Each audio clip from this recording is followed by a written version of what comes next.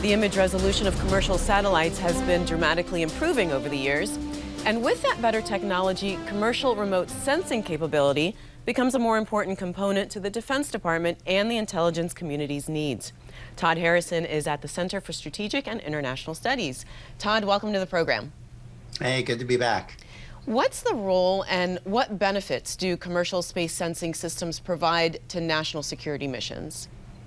Yeah, they provide a whole host of benefits, mainly in that they can complement government remote sensing systems that tend to be much more expensive, lower quantity, but very exquisite in their capabilities. And so what commercial systems can do is provide extra capacity.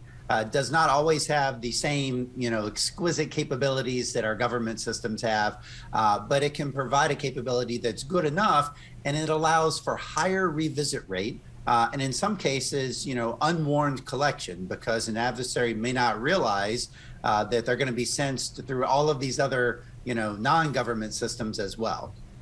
So you say that one of the biggest obstacles for the government to effectively access commercial space capabilities is the acquisition and contracting system. Why is that, and what's the solution?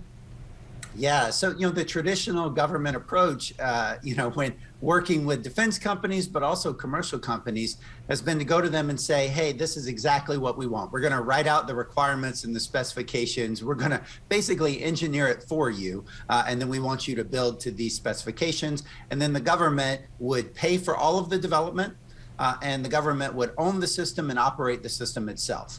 And what we see happening in the commercial space sector is companies are being founded and are being, getting all sorts of investment dollars based on a very different business model. And that business model is they're going to use private equity to fund the development of these systems. They're going to maintain ownership of them, and they're going to operate them themselves. And they would love to sell to the government, many of them, but the government is one of many customers that they're targeting, right? And so what, commercial companies need is for the government to be willing to buy as a service. So buy the data, the analysis that comes out of these systems, not buying the systems themselves. And so what's wrong with that? Why won't the government just buy it as a service instead of trying to buy the satellite itself? Well, in some cases we do. The NGA and NRO on the Intel side, they've had a contract for many years now called Enhanced View, where they have been buying imagery as a service, commercial remote sensing imagery. But the problem is it's not really expanded yet that much. And on the DoD side, folks are much more skeptical of using this approach. And so, what it's going to take is a paradigm shift. And you've got to be willing to make trade-offs between what do you buy as a government-owned and operated system, and what do you buy as a service that is commercially owned and commercially operated.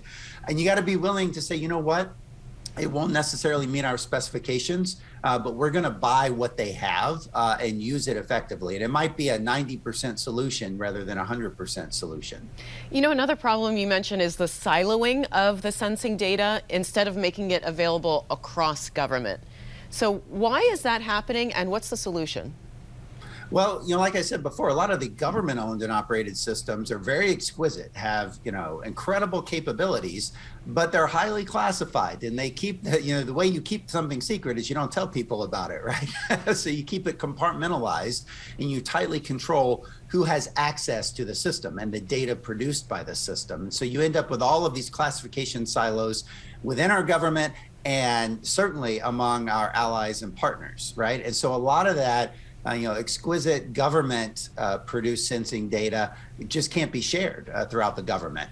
One of the big advantages of commercial space remote sensing is that it's releasable. You can actually release it to our allies and partners, and even sometimes, when appropriate, to the public. And we see that happening in Ukraine, that, a lot of what we're seeing in the news day to day, we see, satellite photos, we see other intelligence that is probably derived from space-based systems, troop locations, troop movements, things like that. That when you get that data through a commercial system, you can provide it directly to Ukrainian forces. You can provide it to other NATO allies, non-Five Eyes allies. folks that we don't normally have the same level of intelligence sharing and trust with. And so, that's one of the big advantages of going to commercial systems. And that's one of the things that has enabled this revolution in commercial space remote sensing is the advancements that we've seen in cloud computing and cloud data storage that's made some of these business models actually close for the first time. The government is also a regulator of the commercial space sensing business. And I wonder if the current regulatory environment is really fostering a competitive and healthy industry. Well, that's one of the things I looked at in the report that I just did. And, I'm not so sure that it is, because the way that we regulate commercial space remote sensing is primarily through NOAA, the weather agency. They give out licenses for folks to conduct Earth remote sensing. And the problem is the best resolution that you're able to get a license for is based in part on what commercial firms in foreign countries are able to do or are expected to be able to do in the near future. And so when you limit our companies to only be able to do as much as foreign companies are able to do, that inherently gives us a second mover advantage, right? Where we're always locked into, either, tying our foreign competitors or, playing catch up with them once they move ahead. We don't allow our companies to move ahead in higher resolution imagery until a foreign, company is going to move ahead first. And so, that is really creating a disadvantage in our industry, because other countries don't regulate it as tightly as we do.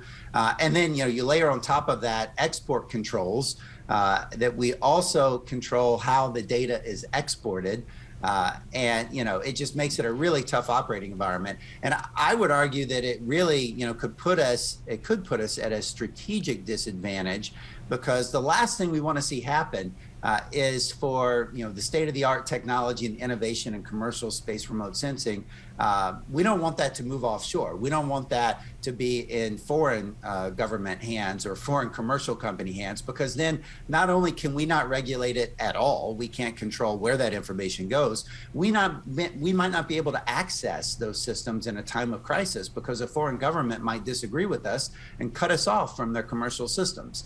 So I think it's a really important concern. It's something that policymakers need to be conscious of. All right. Well, Todd, thanks so much for joining us again. All right. Thank you.